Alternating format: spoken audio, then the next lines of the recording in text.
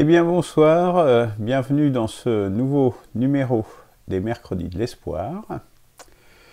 Donc un nouveau numéro qui sera le dernier numéro de ce premier mois de 2021, consacré donc au président de la République. Donc le président de la République, on poursuit notre série qu'est-ce que la 6e République, qu'est-ce que cela veut dire pour une perspective de la 6e République, cette 6e République. Donc 11e épisode consacré donc à la présidence de la République qui est souvent décriée dans la 5e République justement. Et nous verrons pourquoi et comment la 6e République répond à cela, et pourquoi également le président est toujours une institution, la présidence de la République est toujours une institution dans la 6e République. Alors, avant cela, tout d'abord, comme on est toujours en janvier, je profite de ce mois pour vous souhaiter de nouveau mes meilleurs vœux pour 2021. Des vœux, il y a une vidéo que vous pourrez retrouver sur le site ou sur la chaîne YouTube ou sur Facebook, donc les vœux, donc qui donnent un peu une perspective, justement pour ces 6 prochains mois, qui sont des mois absolument décisifs, puisque si nous ratons cette opportunité, cette fenêtre pour développer une perspective de la 6e République, eh bien ça veut dire qu'on va prendre du retard dans la démarche, et donc il sera trop tard pour pouvoir se présenter un candidat présentant cela, cet espoir pour la prochaine présidentielle. Donc ça veut dire très clairement qu'on en reprend pour au moins 5 ans, qu'on va plonger encore plus, ou qu'il faudra faire des révoltes, des insurrections ou je ne sais quoi pour en sortir avant. Donc ça veut dire qu'on va plonger vraiment beaucoup plus profondément dans la barbarie. Donc c'est les 6 mois là, maintenant il n'y a même plus que 5 mois, puisque c'est jusqu'au mois de juin, pour que les citoyens français prennent conscience de la situation et suivent, je dirais, la seule voie qui soit à la hauteur des enjeux, mais qui est aussi la démarche qui permette d'y arriver. Parce que comment faire autrement? Des insurrections, etc., on voit bien que ça ne fonctionne pas, ou alors il faudrait d'abord rassembler le peuple français. Et c'est justement ce que propose une perspective de la 6e République. D'abord rassembler le peuple français. Rien ne sera possible. Après, le voie des élections, la voie pacifique, c'est toujours la meilleure, pour plein de raisons. Donc, échapper à la barbarie, ça veut dire s'engager dès à présent dans une perspective de la 6e République et promouvoir ces idées. Parce que toutes les autres voies, quoi qu'il advienne, mènent à la barbarie. C'est justement la vidéo 6 mois pour échapper à la barbarie qui l'explique. Je vous invite à la revisionner, ce sont des courtes vidéos, nous en ferons encore d'autres courtes. À ce sujet, voilà, il faut vraiment que les citoyens se réveillent et choisissent l'option qui soit viable. Parce qu'il y a plein d'options, plein d'initiatives, mais qui sont dans faire des RIC un peu sauvages, des choses comme ça, ou se présenter qu'à l'élection législative, ce qui est simplement ignorer que ce qui structure la vie politique française, c'est pas l'élection législative qui est devenue complètement subordonnée, c'est l'élection présidentielle. Ce sont des choses tout à fait évidentes comme ça, quand même. Et donc, voilà, c'est un rendez-vous, et pour ne pas le rater, c'est pas au mois de septembre que ça joue. Au mois de septembre, il sera déjà trop tard. Pour pouvoir présenter un candidat, il faut avoir les 500 signatures, les 500 parrainages de maire. Ça veut dire qu'en réalité, il en faut au moins 600. Promesse. Ça ne va pas se faire comme ça en un claquement de doigts. Donc c'est maintenant qu'il faut s'engager. Après, il sera trop tard. Au mois de juin, il sera déjà trop tard. Voilà. Donc la balle, je dirais, est dans le camp des citoyens français, du peuple de France. Voilà. À vous de populariser et de parler de cette initiative avec justement un chef, une voie qui est tracée, une voie et un chef qui est mis en place justement pour réussir. Là, il n'est pas question, la démocratie, la mise en place de la démocratie, ça sera après. C'est l'objet de la 6e République. Mais là, on n'est pas on est dans une campagne de style militaire. Dans une campagne militaire, il n'y a pas de démocratie. C'est le général, ce sont les capitaines, les lieutenants, les sergents qui retransmettent les directives. C'est comme ça qu'on est efficace quand on mène une bataille, quand on mène une guerre, comme on est en train de le mener. Voilà. Donc, il ne faut pas confondre le but et les moyens. Alors, ceci étant dit, évidemment, un des moyens, évidemment, de populariser, c'est le manifeste émergence, le manifeste fondateur, donc on peut trouver à cette adresse internet, qui explique vraiment toute la démarche d'une perspective de la 6e République, de façon très simple et accessible à tout le monde. Donc, je vous invite à le commander, à le diffuser autour de vous. Il y a le manifeste émergence idéologique également, qui lui va rentrer plus en profondeur sur les aspects idéologiques précisément, donc plus destiné à des intellectuels, à un public un peu plus averti. Eh bien, je vous invite à le diffuser à des enseignants, à des scientifiques, des chercheurs, etc., des personnes littéraires qui sont autour de vous, et qui sont intéressés par justement approfondir les choses. Ça, c'est dans émergence idéologique. Et là, on trace une perspective vraiment, je dirais, haut niveau, quoi. Bon, ça reste un manifeste, c'est pas un livre proprement parlé, hein, ce sont des livrets. Donc évidemment, on ne rentre pas en profondeur. Mais tout est là, tout est condensé dans ces manifestes. Alors, ça, ce sont donc les deux premiers volets que vous pouvez commander, soit en envoyant un mail, soit par courrier sur la boîte postale qui est indiquée là. Donc, vous pouvez également les consulter en ligne, mais le mieux, c'est la version papier, et quand même beaucoup plus intéressante. En cours de rédaction, le manifeste émergence spirituelle, qui est très important également, puisque refonder une civilisation, faire un rebond civilisationnel, comme c'est l'objet d'une perspective de la 6e République, la seule chose qui peut nous faire sortir de cette spirale décadente. On n'est pas simplement dans une petite crise comme on a pu connaître même dans les années 30, etc., où il y avait d'autres perspectives. Il y avait la perspective socialiste, communiste à l'époque. Tout ça, c'est fini. Toutes ces perspectives-là ont échoué, ont donné des choses assez terribles au XXe siècle. Toutes ces perspectives-là ne sont plus d'actualité. D'ailleurs, même on le voit bien, au-delà d'une perspective de la 6e République, ce qui s'est passé ou se passe en Amérique latine, avec tous les problèmes qui sont en place, on voit bien qu'on n'est plus dans les mêmes schémas que ceux de l'Union soviétique, par exemple.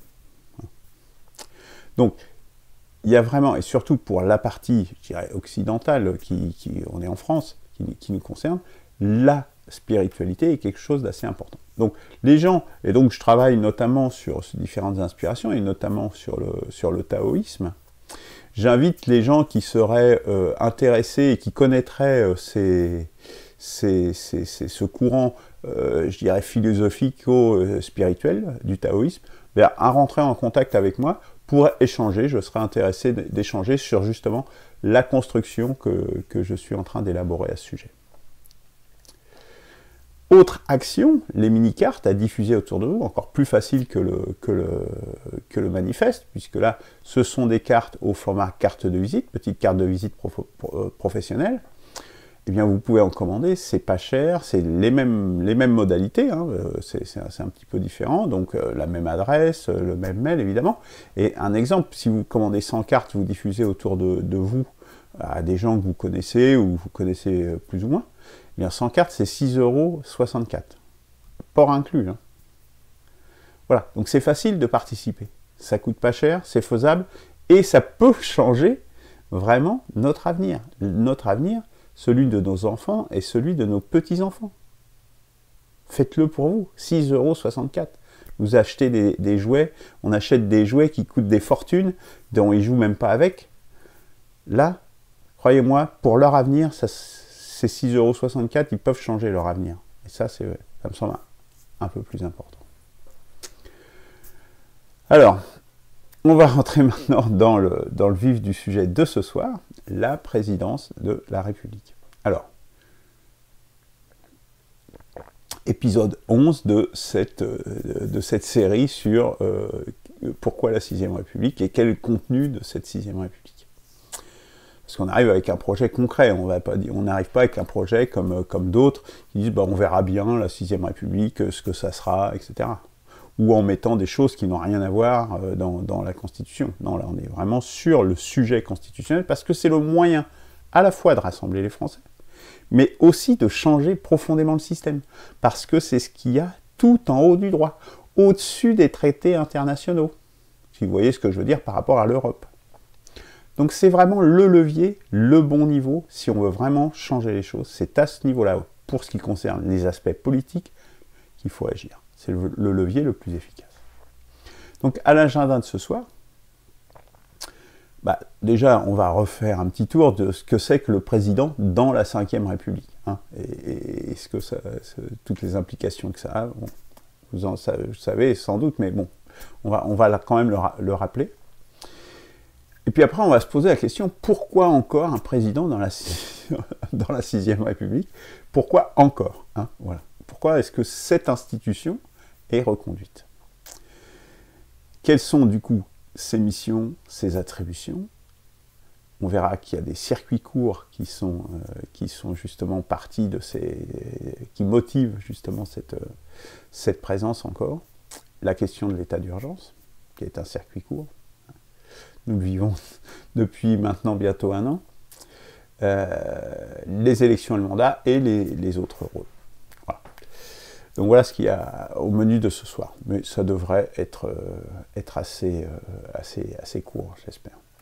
Alors, le président dans la 5e République, dans ce qui se passe aujourd'hui. Donc aujourd'hui, il est élu au suffrage universel direct. Donc il a une très forte légitimité. Hein. Il a au moins 51% des voix, enfin 50 plus une voix, 50% plus une voix, pour être élu. Donc il a une majorité des votants, des suffrages exprimés, qui sont en sa faveur. Donc ça donne quand même une légitimité forte. Il nomme le Premier ministre, donc c'est lui quand même qui dirige l'exécutif, c'est le chef de l'État, et de l'administration, et donc c'est lui qui nomme le Premier ministre. Il préside le Conseil des ministres également. Hein. Donc c'est lui véritablement le chef de l'exécutif. Hein. On le sait bien, hein, le Premier ministre, il est quand même un subordonné, c'est même un collaborateur dans le cas de François Fillon par rapport à Nicolas Sarkozy. Il a notamment également un pouvoir de dissolution de l'Assemblée nationale, c'est-à-dire qu'il est clairement au-dessus en termes de hiérarchie, hein, tout simplement.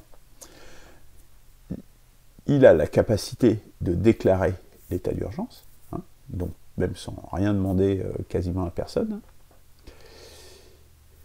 Il a un droit de contrôle sur les lois, c'est-à-dire que même s'il y a une loi qui passe et qui lui plaît pas, même par le circuit législatif normal, il a un droit de contrôle sur les lois et il peut dire il ne peut pas l'empêcher, mais il peut dire celle-là me plaît pas trop cette loi, refaites un tour de piste, et ça peut durer longtemps. Donc une loi qui ne satisferait pas un président de la République, il a la capacité d'empêcher sa promulgation en définitive.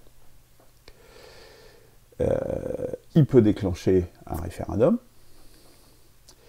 et il chapeaute tout ce qu'ils appellent des domaines réservés, hein, donc du président de la République, les affaires étrangères, mais également, c'est le chef suprême des armées. Donc c'est 2 secteurs, 2 ministères, quelque part, qui sont sous sa responsabilité dans la 5e République. Donc on voit qu'il a un rôle très important, très très important, central, c'est lui le chef de l'État. Donc ce qui aboutit à un régime, ce que nous vivons aujourd'hui, un régime semi-monarchique, qui était déjà là, qui était un régime, on pourrait dire semi-présidentiel auparavant, mais là on est semi-monarchique parce qu'il a quasiment tous les pouvoirs, surtout depuis justement l'alignement du calendrier des élections législatives derrière, après les l'élection présidentielle. La preuve, c'est que par exemple, il peut se passer complètement de fonctionnement démocratique, puisque actuellement, Macron, il réunit son conseil de défense, son conseil scientifique, avec un comité Théodule, en définitive, qui n'a rien à voir avec la démocratie, avec des gens qui ne sont pas élus, et il passe complètement l'Assemblée nationale et les représentants que nous avons élus, les représentants du peuple, parce que c'est ça l'Assemblée nationale.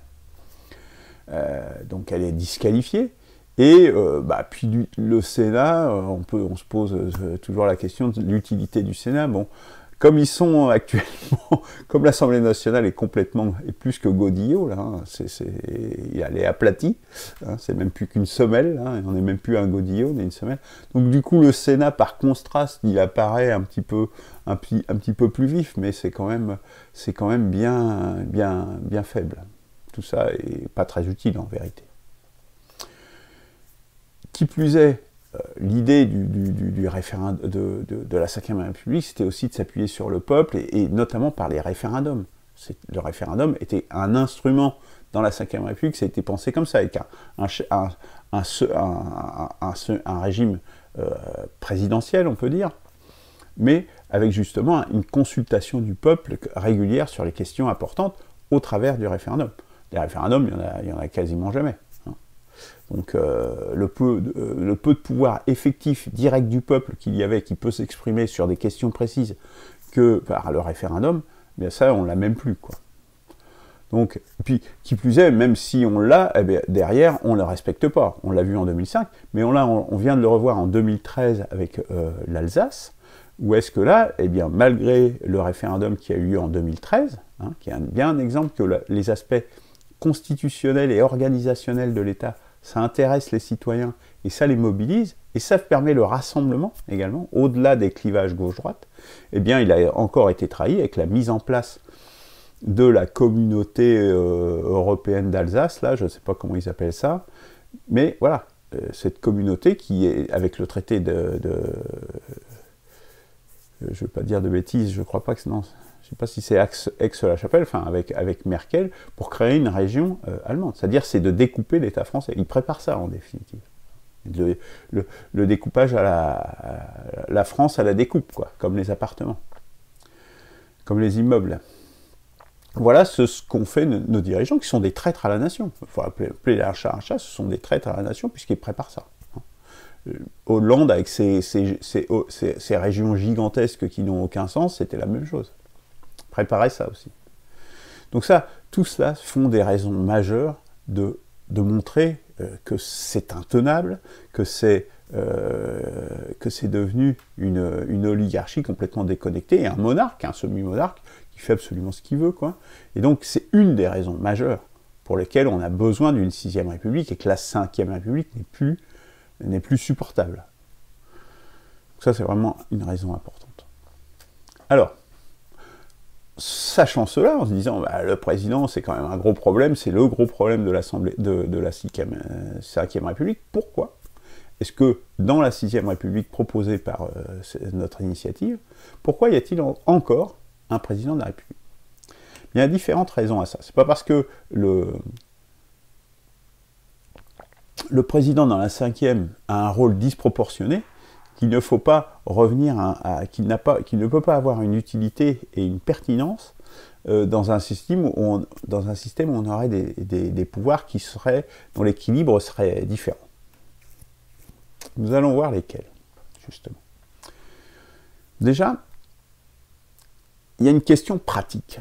Il y a une question pratique, c'est que nous avons besoin, c'est un des 3 piliers de la 6e République, il y a besoin de circuits courts.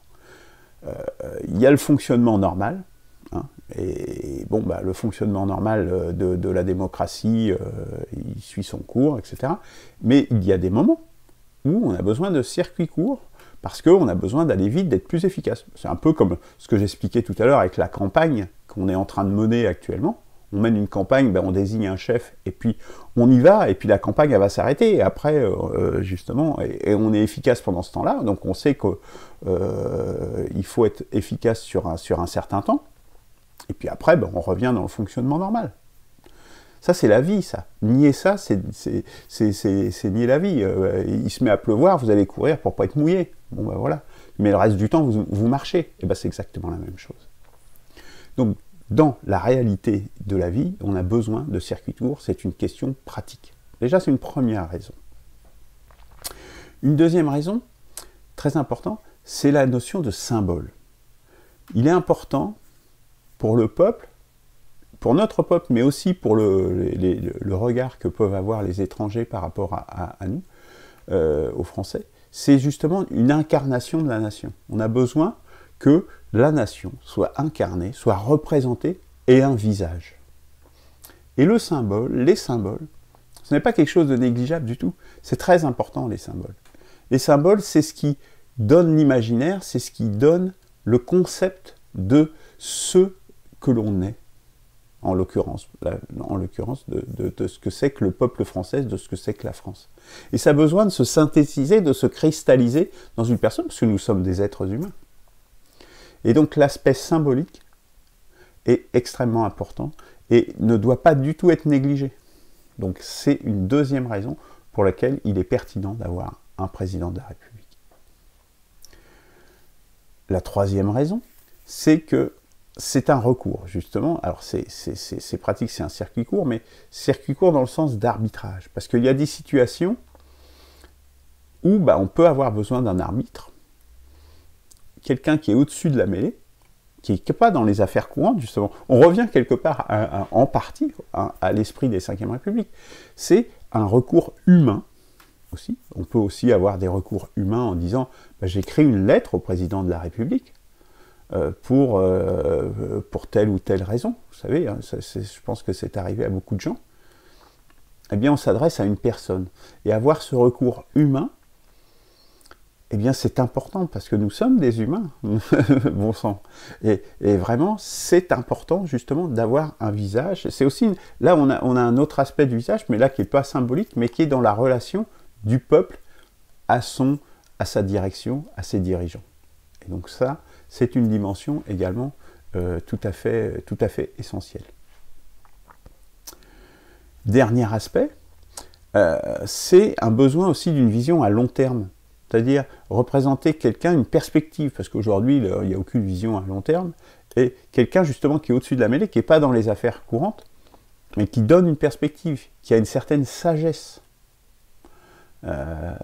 et donc qui donne son regard, donne son avis, et justement peut demander son avis peut-être au peuple s'il voit que la direction qui est prise n'est pas sage, ne correspond pas à ce vers quoi on veut aller à long terme. Donc en définitive, c'est une personne qui cristallise les trois piliers, le court-circuit, le circuit court, le contrôle, l'action, et tout ça justement est symbolisé, synthétisé en une seule personne. Donc voilà un peu ce qu'est le président de la République.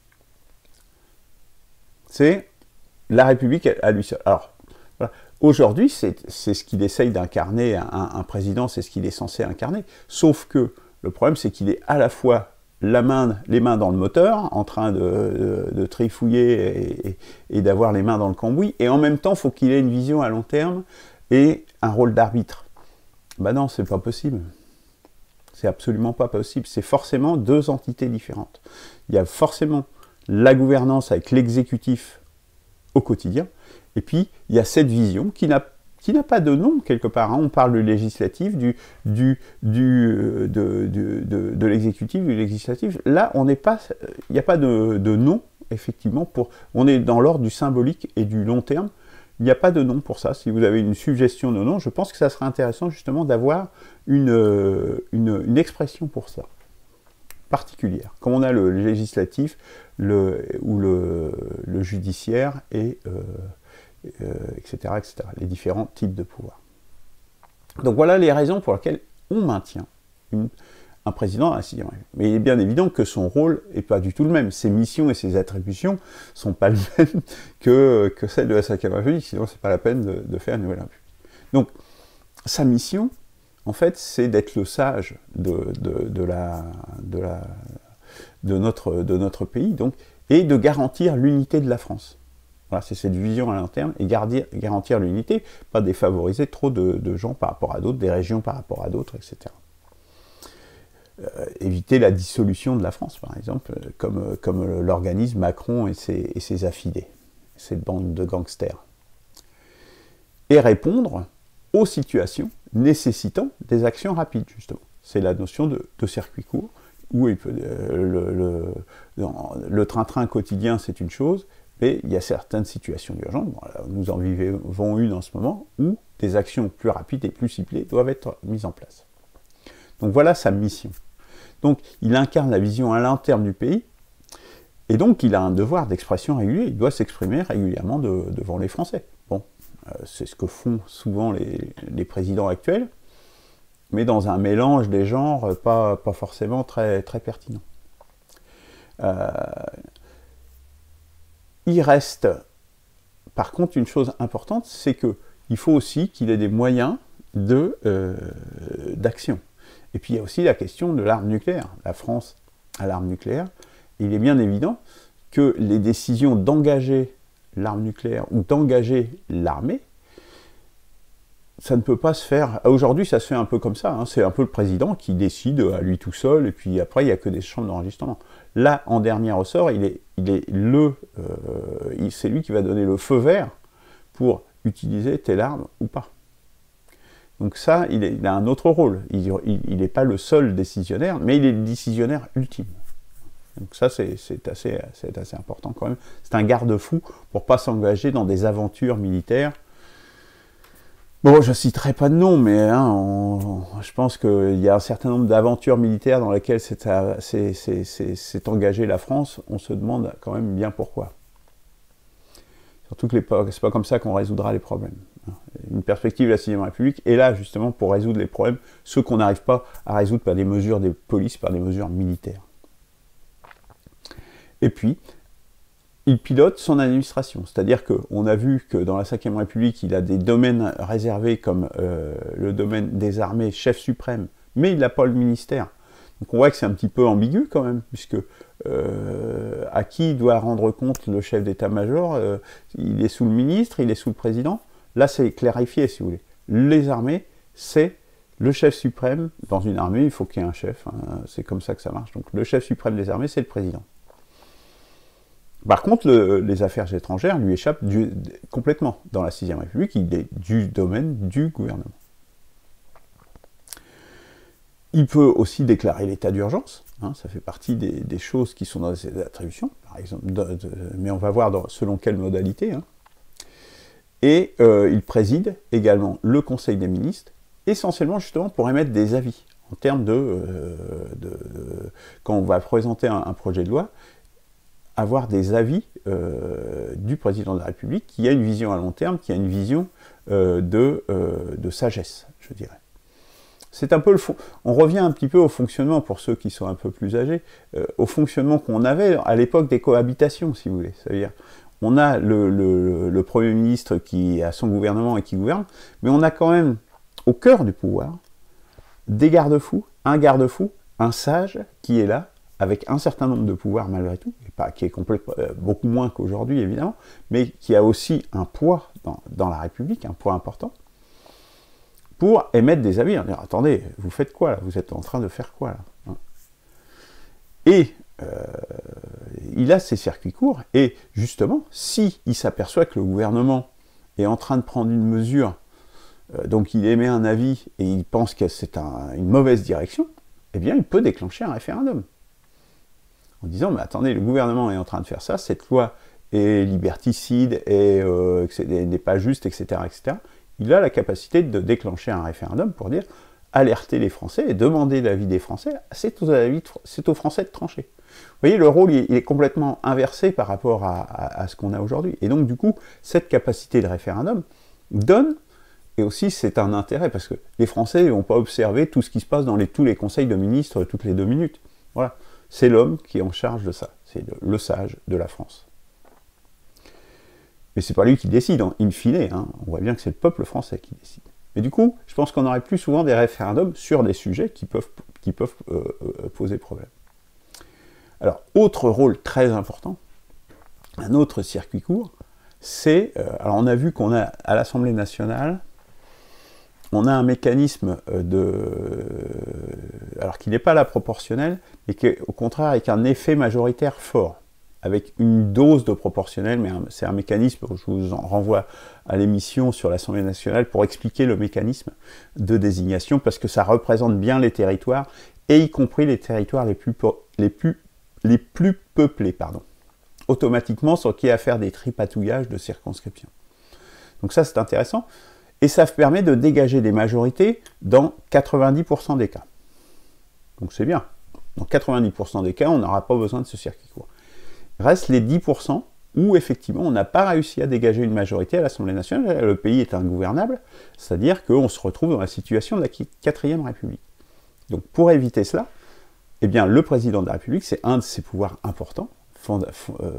Il a la capacité, justement, de débloquer débloquer la situation. C'est vraiment très, très important, par l'attribution d'une voix par département. Du coup, comme il y a une centaine de départements, il y a 300 députés, eh bien, du coup, ils se retrouvent à faire basculer la majorité d'un camp ou dans l'autre de façon certaine, si vous voulez. Hein. Bon, ça ne pourra pas être non plus quelque chose d'extrêmement minoritaire, mais il peut faire pencher la balance d'un côté ou de l'autre.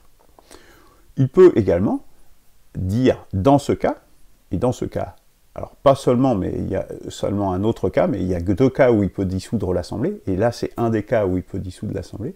L'autre cas, c'est sur demande du Premier ministre. Vous voyez, il ne peut même pas prendre l'initiative. Dans aucun cas, il peut prendre l'initiative de dissoudre l'Assemblée nationale.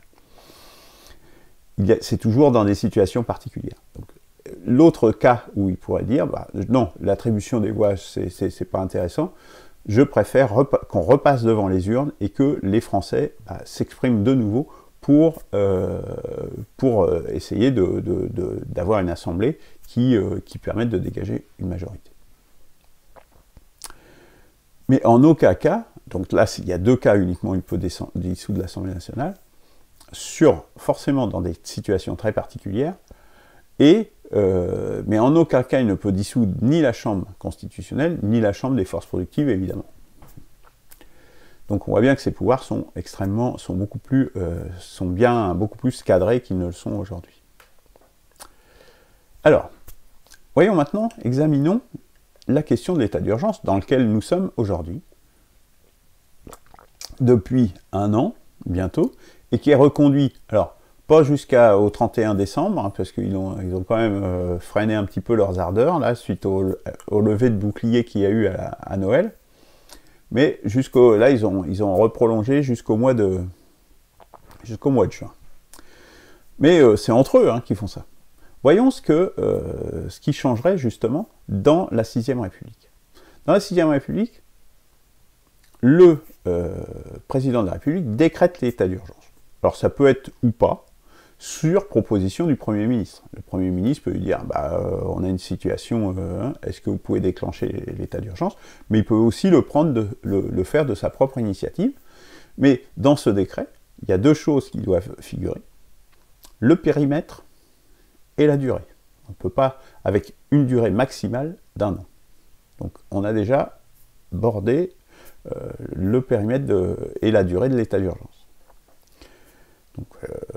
Et les décisions en période d'état d'urgence sont prises à 50-50 en Conseil des ministres. Donc le Conseil des ministres se réunirait peut-être plus fréquemment.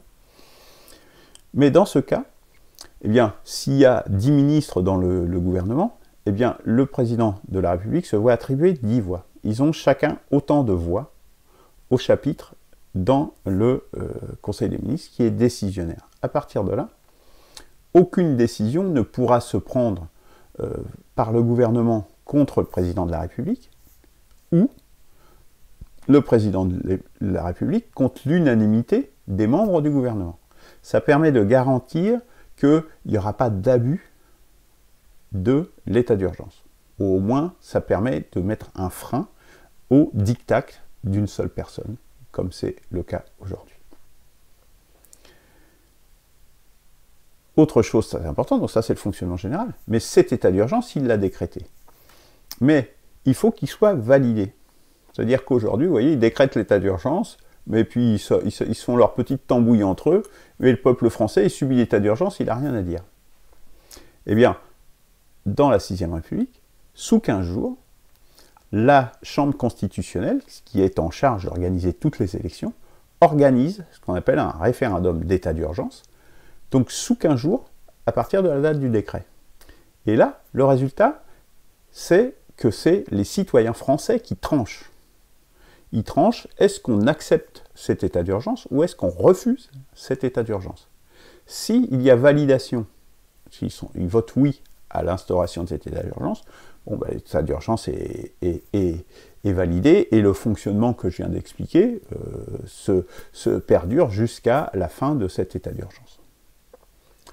Si le peuple français vote non, eh bien ça vaut désaveu et destitution du président de la République qui est juste éjecté, puisqu'il n'est plus légitime à représenter le peuple français. Ça vaut destitution, donc arrêt de l'état d'urgence et destitution du président de la République immédiate. On voit que ça change un petit peu les choses et que, avant de faire l'état d'urgence, on va réfléchir, ça va leur donner un petit peu de plomb dans la tête, se dire on le fait vraiment ou pas, là, faut vraiment que ça soit justifié. Et c'est les Français qui tranchent, de toute façon. Voilà. Alors il y a d'autres mécanismes pour des cas un peu d'exception qui sont prévus, mais ça, je vous renverrai, je ne vais pas tout détailler ici, mais le principe général est là. On voit bien qu'on est très éloigné de ce qui se passe aujourd'hui.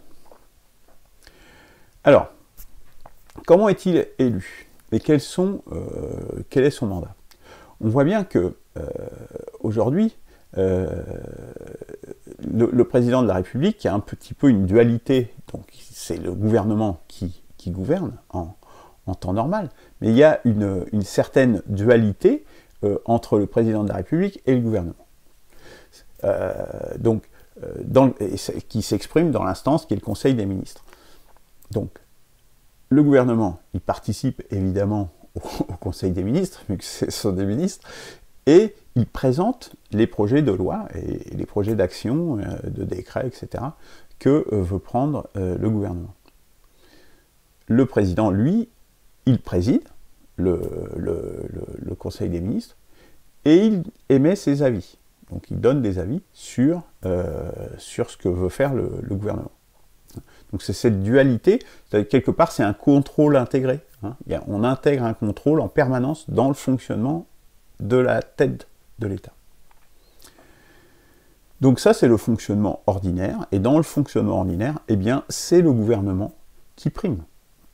Le chef de l'État, le président de la République n'est plus le chef de l'État, c'est le chef de l'État en temps ordinaire, c'est le Premier ministre. En revanche, en situation d'état d'urgence, là, on vient de le voir, on a égalité, on a parité entre le président de la République et le gouvernement pour prendre les décisions. Donc là, c'est assez important pour justement avoir des décisions qui ne soient pas un peu, je ne vais pas dire farfelues, mais qui ne soient pas déléguées à une seule personne surtout. Qu'il y ait au moins un collège, qu'il y ait au moins un ministre qui soit d'accord avec le président de la République s'il veut prendre une mesure. C'est quand même assez important. Alors tout ça veut dire que le président de la République, il doit avoir une légitimité forte. On voit bien que toutes ses missions, etc., c'est l'arbitre, il est au-dessus de la mêlée, etc. Il faut qu'il ait une forte légitimité. S'il était élu par des mécanismes indirects, etc., il n'aurait pas une légitimité du peuple français très importante. Il faut qu'il ait une légitimité importante. Il faut que le gouvernement ait une légitimité importante. Bon, ça, on l'a, je dirais, par l'élection législative. Mais l'élection du président de la République doit également être importante. Donc, doit être complètement décorrélée des partis. Donc, c'est vraiment une candidature individuelle, un peu comme c'est censé être le cas aujourd'hui. Mais également, il doit, pour avoir cette majorité, être élu, on reconduit en définitive le suffrage universel direct à 2 tours. C'est-à-dire c'est le même fonctionnement qu'aujourd'hui, ou éventuellement, bon ça sera peut-être à discuter lors de l'écriture précise de la Constitution, par un vote par approbation dans lequel on coche des cases en définitive. L'avantage du vote par approbation, c'est que vous avez le candidat qui est le plus consensuel qui en sort en définitive. Donc pour jouer un rôle d'arbitre et un rôle de garde-fou et de représentation à long terme de la nation, le vote par approbation peut être plus intéressant. Bon, ça sera à voir. Si vous voulez participer à ce débat, je vous invite à rejoindre une perspective de la 6ème République, parce que là, la rédaction de la Constitution, elle commence maintenant. Et le mandat, on revient à un septennat. Il n'y a aucune raison qu'il y ait une corrélation forte entre les élections législatives et les élections du président de la République. C'est au contraire bien dissocié. Et c'est important parce que les rôles sont différents. Et là, on voit bien qu'ils sont vraiment très différents. Quelque part, l'un est un garde-fou de l'autre, donc ça ne peut pas être aligné. Aujourd'hui, on n'a pas de garde-fou. Voilà, comme dans tous les domaines, quasiment. La 5ème République, c'est l'arbitraire. On n'a pas de garde-fou dans la justice, puisque la justice, tout est relié à l'exécutif, tout revient au président de la République, en définitive, au final, à un seul homme. Alors, il a également quelques autres rôles, je dirais, annexes. Donc, c'est l'unique chef des armées, ça veut dire qu'il n'y a plus de ministre de la Défense, puisque s'il est chef des armées, actuellement, c'est comme le ministre des Affaires étrangères. À quoi sert le ministre des Affaires étrangères si on a déjà le président de la République qui est responsable des affaires étrangères? Ça n'a pas de sens. On a surtout pour les armées, on a un chef et pas 36. Donc, plus de ministère de la Défense. Le ministère de la Défense revient au chef des armées, qui est le président de la République, et donc c'est lui qui gère le budget de la défense, et qui le présente en Conseil des ministres et devant les assemblées. Donc, vous voyez, il a un rôle là très particulier dans ce domaine de la défense. Ça lui donne aussi les moyens de pouvoir faire appliquer les mesures, parce que si c'est juste quelqu'un qui a la capacité de parler, vous voyez qu'on peut aussi facilement lui couper la parole. Là, il est quand même responsable de l'armée, ce qui n'est pas rien, donc c'est quand même un poids. Et puis il représente, malgré tout, la France à l'étranger dans les instances non gouvernementales. Par exemple, s'il s'agit d'aller représenter, c'est un peu le rôle de la reine d'Angleterre, là, pour le coup, mais c'est quand même un rôle qui a son importance, puisque c'est le symbole, et les symboles ont leur importance, donc c'est représenter la France dans toutes les instances, je dirais, non gouvernementales. Des commémorations, des choses comme ça, vous voyez, c'est quand même important. Voilà. Alors, en résumé, voyez, ça a été relativement court, je pense, cette présentation. En résumé,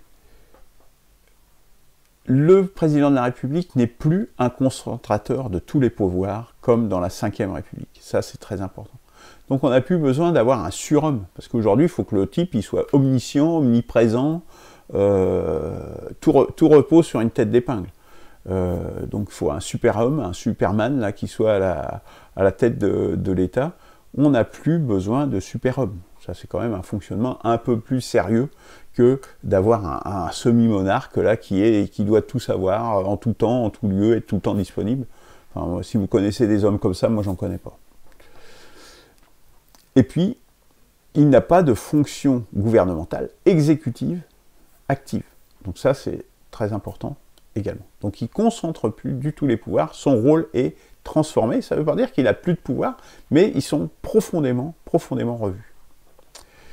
Il est en charge de l'unité et de la représentation de la nation. C'est le symbole de la nation, c'est l'incarnation de la nation, et c'est ce qu'il doit émettre comme avis. Et il a un certain nombre de circuits courts à sa disposition. Le référendum, comme on l'a vu, si il juge nécessaire de consulter les Français sur une question. Le forçage majoritaire à l'Assemblée nationale, dans les cas où une majorité n'a pas pu être dégagée. Les situations d'urgence, l'état d'urgence, il doit être impliqué dans ces situations d'urgence. Et il est le responsable, in fine, des forces armées.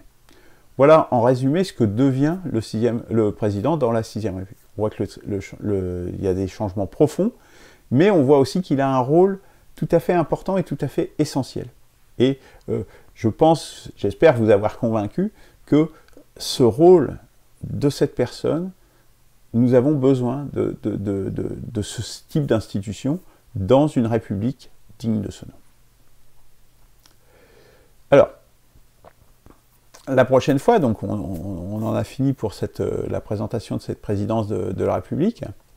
La prochaine fois, bien, on va continuer, on arrive au bout hein, de cette série à épisode Quelle 6e République, où on va comparer justement, on va faire une comparaison entre la 5e et la 6e République sur certains aspects. On va prendre quelques exemples, peut-être des choses comme ça, pour montrer justement ce qui change. Bon, on en a vu aujourd'hui, mais on va reprendre un petit peu, on va faire un petit peu un résumé justement des caractéristiques de la 5e et ce qui fait que ça change dans la 6e.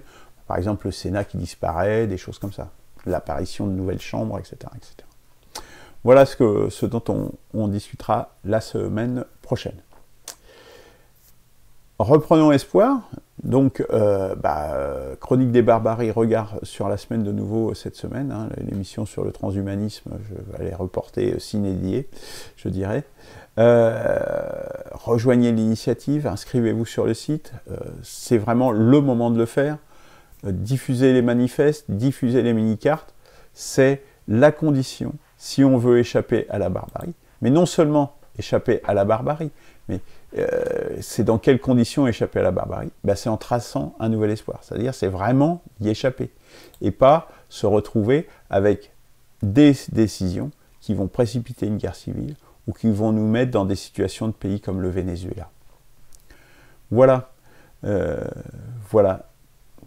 Les citoyens volontaires, il faut vous engager maintenant. Je vous souhaite une bonne fin de journée et je vous dis à vendredi et à mercredi prochain. Au revoir.